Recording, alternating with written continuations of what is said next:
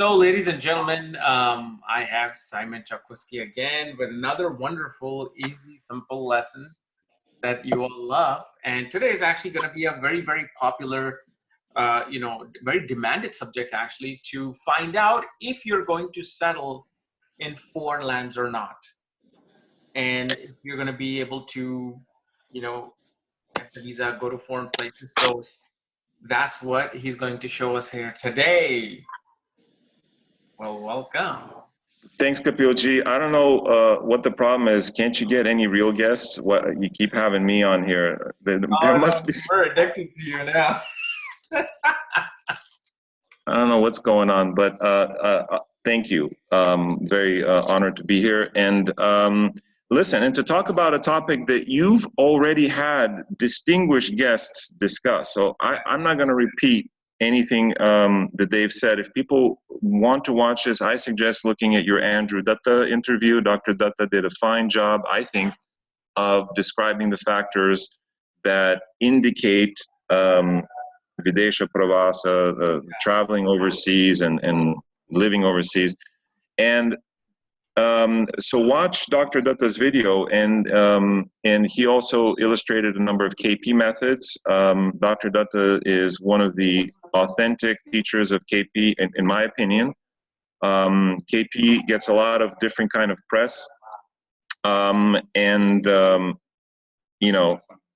he's one of the real deals, and he's, anyway. So check that video out, and so I'll summarize a little bit of what he talked about, and then just give you my 2 cents. The essence was when the 8th, the 12th, and the 3rd house, I think he also included the 6th, are involved significantly with your ruler of the ascendant, sun, and the moon. Right?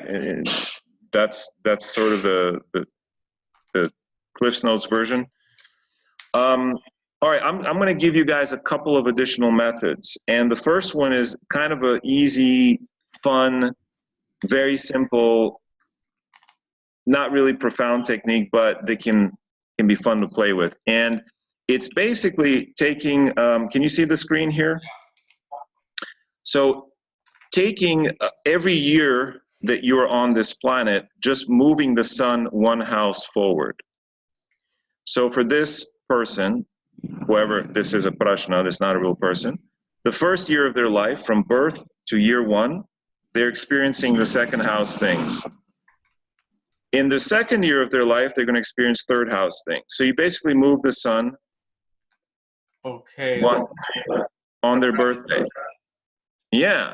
So for example, for this baby, let's say that's just born, you could say that it was born, let's say January 2019, until January 2020, it's going to experience 2nd house things. But then January of 2020 is going to experience 3rd house things, and that's when a move might happen. I've seen this work more often than you would think.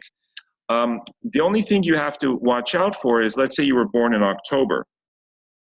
And so let's do like October 15th, let's do 2018, whatever. So this person born in October, on their birthday in October, they were born, and so a year later, the sun will move to the next Rashi, and then a year later to the next Rashi, like that. Does that make sense? Yes. So when the sun moves, say, into the 12th house, that's a likely period for being abroad, traveling, overseas. So basically, the 8th house, to me, in my experience in working with clients and in my own life, indicates places where a foreign language is spoken. So when the 8th house lord is involved, or the ruler of your dasha is transiting the 8th house, you will travel to places where foreign languages are spoken. Not just foreign like, oh, they speak with a British accent. That's not foreign, it's still English. It's like, totally foreign language to your culture. That's the 8th house. The 9th house is also, because the eighth house rules things you're uncomfortable with, things you're not used to hearing and seeing. It's the cave of the horoscope, and the cave hides secrets. So it's going to places that are completely unfamiliar to you. Like, you know, anytime I go to India, the sun is transiting my eighth house, or something significant is transiting my eighth house. Mm-hmm. It's a whole different world. Does that make sense? Yeah. So eighth house rules foreign, but that's the energy of it. Ninth house is more familiar surroundings. Travel that's more organized, that's more, you know, where people will speak your language at least part of the way. Yeah. And then the 12th house, obviously for extended periods overseas, extended travel, and then third house for more short term, but also third house being the 12th to the 4th for moves. So the houses I'm looking at are 3, 8, 9, and 12. Okay, so in this method, when the sun progresses, I'm going to call it a progression, even though that's not technically, I think, what it is, into the 12th, the 3rd, the 8th, the 9th, travel is likely of the type indicated by those houses. But let me just clarify this technique. If you were born in October, then on your birthday, let's say next October, when the sun moves into the 11th house, you can say, hey, you're going to get friends, you're going to get money. And they'll say, when? Between October of 2019, next year, and October of 2020. So this is like a little mini Virtual that, again, don't use it for everything. It's just one little technique. But so then how can we... months besides the year with this technique, or no? You can. So, right. And so you can divide this by 12. Okay. Based on the degrees of the sun, and you can actually calculate exactly when. So 11th house will be November then. Yeah. Okay. Well, 11th house would be, so let's say this person was born October 15, 2018. This is a little baby. Okay, we can still predict for the parents based on the chart of the baby. So I could go out and say, listen, wow, it has a very powerful yoga in the 11th house for wealth. So the parents are going to come into money in the baby's second year, after its first birthday to its second birthday. So it was born on the 15th, so it's 0 years old, I guess. October 15th of 2019, it will be in its second year. So between October 15, 2019 to October 15, 2020, yeah, it'll be transiting here, the 11th house. Okay. So during that time, predict income for the family, good earnings. Why for the family? Because it's just a baby. It's not going to be out there making money unless it's a model or something. Yeah. Then the year after that, parents go overseas. So I invite the people watching to play with this in their own charts. It won't always work, but why did you say parents go overseas? Well, because if the baby's going to go, then Oh, I see. Okay. You know. Makes sense. Yeah. Yo, mom and dad, be back in a month. I know, yeah. I'm going skiing down K1, yo. Milk, that's all I need. Little diaper babies, got it. Sucking on the thing. Little selfie. Yo, mom, dad, I'm cool, man. I'm cool, man. I'm at the daycare center in Spain. I'm good. Fine. But look at this baby. He's so independent. Saturn, moon, and the Lagna. This is called Punarbhu combination. Saturn, moon configured with the 7th house. He's going to be very independent, not want to get tied down, blah, blah, blah. He's doing his own thing. Yeah. A mature baby. Saturn in the ascendant always makes a person more mature for their years than their years would indicate. You're 8 years old and you're thinking about apartheid. Yeah. Right? Or you're just more mature than. So this baby's rocking and rolling. Okay. So this is one method you can look at. And I invite the listeners to check it out, see if it works for their, again, it's not just for foreign travel. You could look at it for anything. Yeah. What am I, when it transits the 3rd, did I move? Did I leave my house? When it transits the 10th, did I get a new job opportunity? Blah, blah, blah, like that. All right. The next method is looking at the Chaturtamsha, looking at your D4. Again, I'm referring listeners to Andrew Dutta and other astrologers who have done podcasts on the D1 chart. I'm going to go into the divisional chart, and I'm going to pull it right up here, the D4. Okay. And here it is, and let me pull it up in the South Indian as well. Okay. So I use Sheshadri Iyer's divisional chart protocol, which says that when a planet is in a positive bhava in the D chart, it will produce positive results. Like the sun here is in a positive bhava. So what are the positive bhavas? Anything other than house 6, house 8, house 12, or house 3. So, and that's for all the subcharts. So for the D4, when you run the period of a planet that's in one of these houses, it indicates the D4 is for amassed wealth, but it's also for immovable property. At least that's how I use it. So here's one principle. When the person runs the period of a planet in the 3rd house of the D4, almost always you can guarantee there's a move. Just close your eyes and predict the move. Now, it could be like they're reconstructing their house or doing something, but they have to be out of the house for a while. It doesn't necessarily mean they sell the house, but there's going to be movement. But more likely there's a move. Okay. Okay. If they're running the period of a planet in the 8th, there's going to be 8th rules the death of the thing, of the matter. What is the matter? Your home life. So if you're running if this baby's running its Mars period, its home is going to go away for some reason, meaning it'll either be traveling, moving, or changing houses. Now, how does this apply to our issue? Well, if you are running one of these periods, it can show us whether you're staying home or not, right? So if you're running, say, Mercury, and you're asking, am I going to live overseas? Well, maybe not during Mercury, because look, it's in the 2nd house. Yeah. It's fairly comfortable there. Yada, yada, yada. But if you're running Jupiter, so then a move is highly likely. Yes, you're going abroad, right? So that's principle 1. If planets are in good houses, it indicates stability in the home. If planets are in houses 3, 6, 8, or 12, it indicates a change, a move.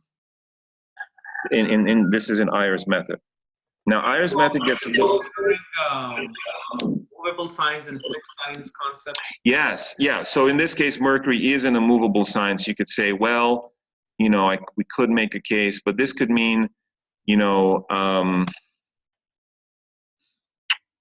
refinancing the house. Mercury's in Shravana. Like, some changes to the home will be possible, like you buy new stereo equipment. Because Mercury, I use the nakshatras in the D charts, which is somewhat controversial. Yep. So Mercury is just barely in Shravana nakshatra here, and so audio equipment. They can get land, but they may not move. Or they can get land, or they can get something in increments of 3, right? Because there's a 3 steps of Vishnu. It works out in any number of interesting ways. Or they buy a mobile home, because the 2nd house is kshema. There is a sense of in addition to what you already have. Kshema means adding on to your possession. So when you run a period of Mercury, you're probably not going to move. In fact, the opposite. There will be a change in your house status, but it's probably adding to your home, adding stereo equipment, adding land, adding a mobile home, because Shravana is a movable nakshatra, and it has to do with vehicles as well. But does it mean you're going abroad? I don't think so. Not necessarily. But Jupiter is in the 12th house, so yes, but it's in a fixed sign. So it may happen slowly or through deliberation. or you may take a slow ship or a cruise because it's in a watery sign. There's a million ways to interpret it. Make sense? Yeah. So that's the first principle. Now, the second principle that Iyer talks about is, okay, we got the positive houses, negative houses, but he calls something called Shubha Sankhya and Papa Sankhya Yoga. All that means is, like, this Jupiter here is in a bad house. So we're thinking, oh, this is not going to go well for his home. He's going to lose his home. But he says when there is another planet on the other side, Okay. then that, and if it's also been, so here we have two benefics, this becomes what he calls a Shubha Sankhya or Shubha Kartari Yoga. It means both the Jupiter and the Mercury period go well. Okay. If Jupiter had been here in the 11th and Mercury had been here, that's also a Shubha Kartari or Shubha Sankhya Yoga. They're equal distance from the Lagna. Oh, I see. Okay. Yeah. Then the Mercury, even though it was in the third house, which is one of the houses of change and death and transformation of that subchart, because it has a partner in its partner house, the Mercury period would now go well. Okay. This is Iyer's principles, and it's a whole methodology. But the basics of it is a planet in houses 3, 6, 8, or 12 creates change. If you're running a period of that planet, you will experience that change, in this case, in your home life, because this is the D4. Yeah. Okay. Yeah? So now if your client is going, let's say they're running Jupiter Mars, and they're asking you, am I going to, go abroad? Well, look, both Jupiter and Mars are in one of these houses. So you can almost guarantee that there's going to be a change in their home situation. And you can actually rectify charts this way, because clients who don't know their birth time, you ask them, when did you buy a house? When did you move? And you check it with the D4. And it has to tally. Like, if a person runs Mars, Jupiter, or Jupiter, Mars, they can't help but have a change in their home situation during that bhukti. Yeah. Change meaning, like, they sell the house, or they go away for an extended period, like for 6 months to a year. They're away from their home. Yeah. So those are, the first technique is kind of a fun thing. This one is more specific for, so how do we know then if a person is destined to live abroad? Well, look at the series of Dasha Bhukti. Look at, are they, for example, in a Jupiter Dasha? Jupiter Dasha here indicates an extended period of being in a foreign land, 12th house.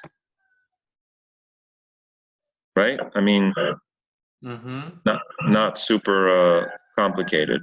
Yeah. So I use the subcharts for that, and then for specific questions like, when will I get the application or not? Prashna. Yeah. What is so D16 chart? That's more for the vehicles. I just use it for vehicles, yeah.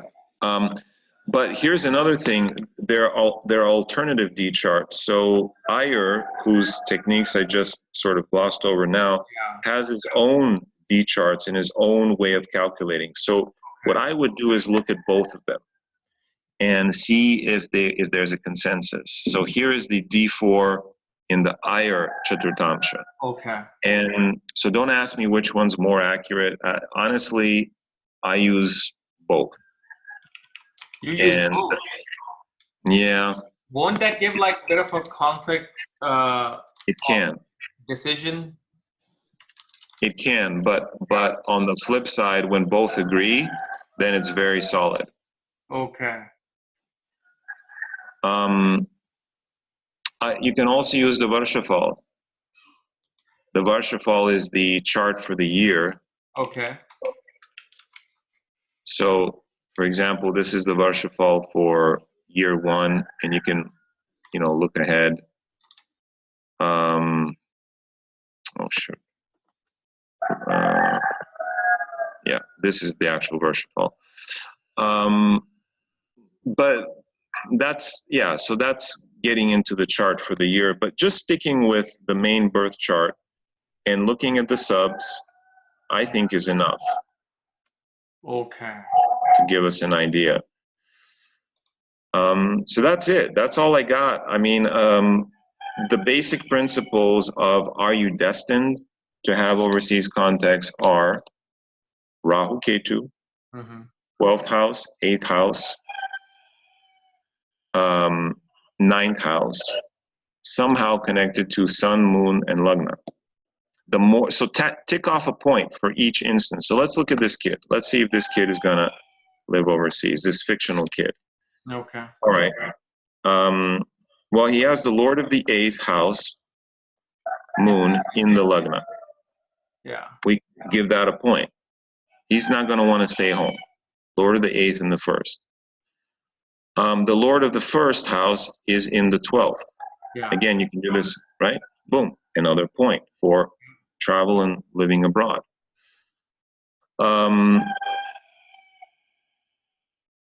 Oh, and by the way, I've rotated this chart here, but let's just say this is the chart, but no matter.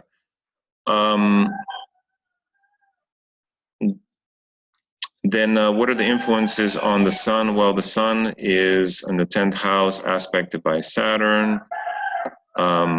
Moon is also aspected by Saturn, but already we have a few indications. And then Ketu aspect sun, if you use the 9th aspect. If you use the 9th aspect, and the boy or the baby starts its life in Ketu Mahadasha. Yeah. So there's influence of the nodes. And Ketu is with the ruler of the 12th house. So at least in its early years, there will be some displacement and moving around. Yeah. Right? Yeah. And then once it hits Venus Dasha, well, look, Venus looks more stable. It's not really influenced by the 9th lord, the 12th lord. So maybe during Venus, there's a period of stability. Then runs the period of the sun and so on. So you also have to look at the Dasha sequence. So yes, this person will absolutely have displacement, living in foreign countries probably, right? Yeah. But for the timing, you got to look at the sequence. I see. Okay. So yeah, so those are kind of the little nuts and bolts of it. And I encourage the listeners to experiment. Look at your D4. Look at every time you ran, like you changed residence. Yeah. What was running in your D4? What Dasha? And what Bhukti. That I just go to the 2 levels. You don't have to go to the 3rd, 4th, 5th level. Okay. And then, yeah, go ahead. No, and just see if it tallies with your own life. That's the only way. Don't take my word for it. And then play with the Ayers D4, the normal D4. I mean, look, the normal D4 is normal because Parashara and whoever all used it, so it's valid. But Ayers is also valid. So if you've got conflicting analysis in both the D4, then how do you feel, then how do you decide which one am I to use? That's excellent. Then I would move to a different method. When one method gives you unsatisfactory results, you switch. Like a football running back. He's running, the play is designed to go down the middle, but you look at the middle, it's blocked, you're going to try to run around. You adapt. What other method would be you then use if the Iyer and the regular may not match? So so I would go to the KP. And then look at the Dasha and the Bhukti that you're in. Yeah. So KPs can be actually very easy if you have decent software, and there's free software out there that does the trick. Let me just pull something up here. Let's say this person is running Jupiter. You see if Jupiter is a significator for the travel houses. So Jupiter here indicates 2nd house. You just find all the instances of Jupiter. Here it indicates 4th house. Here indicates 7th house. But nowhere does it indicate the 12th, the 9th, or the 3rd. So I'm going to say, okay, there's no way. This person is not traveling in his Jupiter Bhukti, or generally speaking, in his Jupiter Dasha. Okay. Yeah, true. So KP can be that simple. Of course, it's more it can't also be more complicated. But look, Jupiter indicates 4th house and 2nd house. So there's the purchase of a home, and there's an indication of stability. And 7th house, partnership, marriage. So the person's not going to be interested in going abroad, at least not by themselves. So that's KP. It can be that quick. You just see what that planet in which houses it is a significator for. Yeah, yeah. No, this is I wrote a book called Gambler's Dharma, which discusses KP, the basics of KP and how to find planets that are significators. I strongly recommend Dr. Dutta's courses in authentic KP instruction. Very good, excellent, actually. okay. And then the original KP readers, which are tough to get through, but Yeah. And then also, how do you look at the issue? Will I get the H1B visa? Will I get that extended? Would you look at D4 or some other method? No, you can do a very simple prashna, and if you decide in your head that you're going to use this method, and just pull the prashna. When they ask me about the visa issue, like extension, I'm not even looking at the chart. I'm just running the prashna. And here is what I would say. Look at, are there malefics or benefics in the kendras? Yeah. Very simple. So for this question, the answer is no. Why also? Well, because it's also a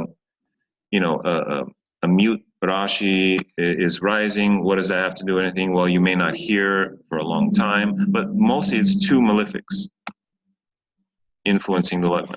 It can be that simple. Are there benefics or malefics influencing the lagna specifically, but also the kendras? Now, and also that the Prashna trick that you showed about fixed sign is no, movable sign it's a yes. Yeah. Would you use that method in this concept? If you decide on which method you want to primarily employ. Now here we have a mixed sign, a Vishwabhava Rashi. Because it's over 15 degrees, it's tending towards movable, which means a change in your status, but not quite yet. It's not quite there. So there's definitely some delay here, if nothing else. Perfect. Yeah, that's it. Yeah. And Revati has to do with, the deity of Revati had his teeth knocked out. And so there's a difficulty in expressing. So there may be a problem with you filling out the forms properly. Forms may get lost. Revati is about finding lost things. So if I'm consulting this person, I'd say, listen, when did you file the form? Are you sure it was received? Did you get confirmation? Can you call and make sure that it's in queue to be, because it's very possible that form is lost somewhere or stuck in, someone went to lunch and it fell behind the desk or whatever. Yeah. But your application, your appeal isn't being heard. Again, a mute sign. The mute signs are the water signs, and malefics. So what can you do? Well, look, it's trending towards being in the movable sign, so you got to make some effort to change it. And then ask again. So that would be the counsel I give.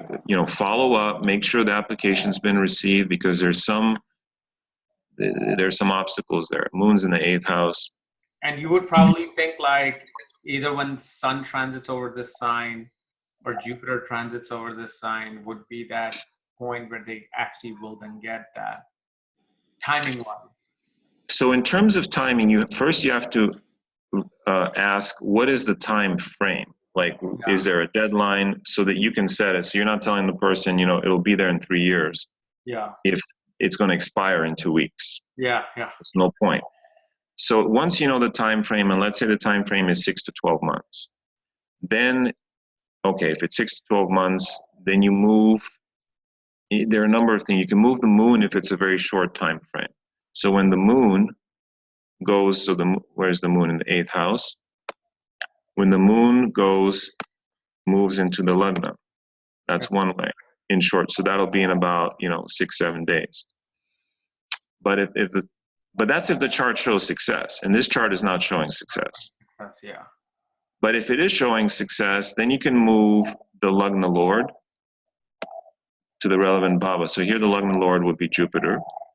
And so you could say, yeah, when Jupiter moves into Sag, that's, you know, in like 6, 7 months, 8 months from now.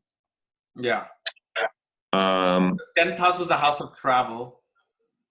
well, yeah, and the 10th house, yeah, is Pravas. Yeah, in that method where we're only using the Kendras, the first house is Chitti, change of status. Yeah. So that's actually the one we want to look at, is the first house. Then the fourth was Vriddhi, increase, gain. The seventh house is Nivritti, when things come back to their, like, will I restore my health? Will my lover come back to me? And the 10th house was Pravas. Travel. And again, look, we have Saturn there, a slow planet in that house. So for this person, it's not happening soon, for this Prashna. Yeah. Right? This Prashna is pretty clear. But if we moved it, like if the Prashna was, let's see, change the ascendant to, you know, to this, for example. And now, let me erase all this junk here. Well, now look, we have a Swift Nakshatra rising, Ashwini, Lord of the Lagnas in the 12th. Well, again, we got to decide which technique we want to use. But there are benefics in the Kendras. You know, this is much more a chart that indicates, yes, quick results. Ashwini gives swift results. You know? Like if you want to sell your home, you should put it on market when it's Ashwini, Hasta, or even like Chitra Nakshatra. Yeah. When you go shopping, when you release newsletters, when you go get medical treatment, because the results are swift, the recovery is swift. But make sure that that star is also in a good place from your birth moon. So if it's in the 3rd, 5th, or 7th stars from your moon, maybe avoid it. So the 7th star is Vada, which is a killer. So it might be Ashwini, but if it's a killer star for you, it may still not be great. Things will happen fast, but yeah. So consider, yeah, but the Brihad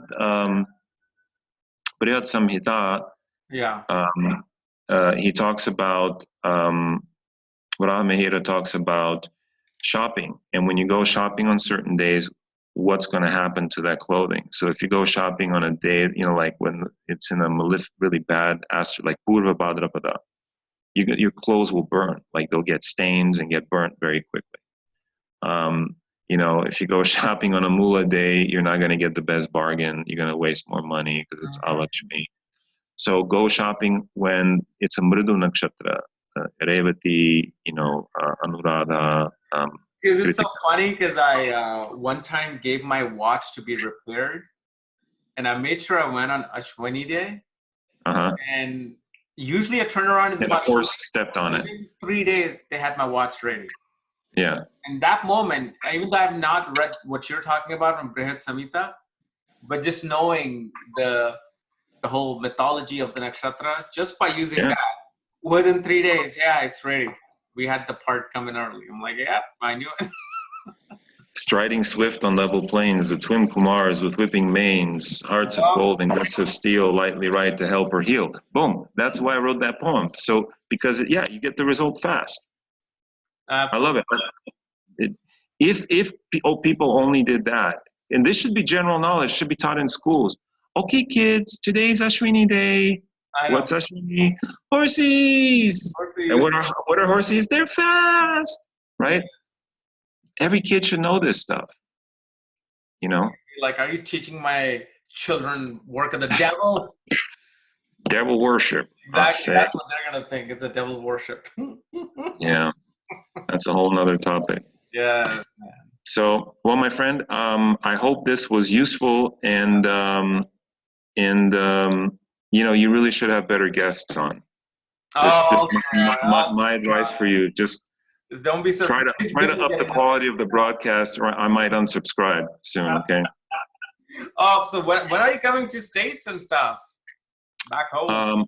I'm in Bali, Indonesia, where I'm doing Panchakarma. I'll be in India in a couple of weeks, and perhaps going to the Mahakumbha Mela.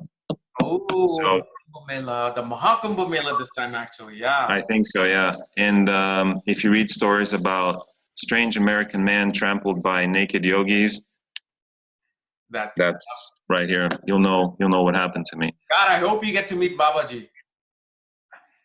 Mahavtar Babaji. He comes there. Yeah. He comes In what form? In what form, however? Well, usually he would want to wash your feet, or he would call you to him and he would ask for curd milk. Curd and milk. And usually that could be the indication where that could be Babaji. But so I better go packing. He comes there. Even some yogis from Hiranyaloka come back just to attend. Yeah. Wow. They just appear there. They're like, because it's like heavy divine energy. So that was one of my dreams, to actually attend Kumbh Mela. So hopefully I can do that. I was there in 98, 99, 2000, I forget. Probably like 18 years ago, actually. 19 years ago. And this would be the first time I've gone back. So wow. So from your lips to God's ears, I will let you know. Okay. But sometimes they're not in human form either. They might be the animal that you give some food to on the side of the street. Exactly. And so I'm going to be packing tons of yogurt in my backpack. Yes, curd, rice, and milk, and yogurt. Boom. You have a sleeping bag? No. What's in your backpack? Yogurt. What else? No, just yogurt. And rice. Right. Yeah. All right, my friend. Thank you so much for coming. This is again amazing. So cool. Look forward to next time, and I'll keep you posted. See ya. Bye bye.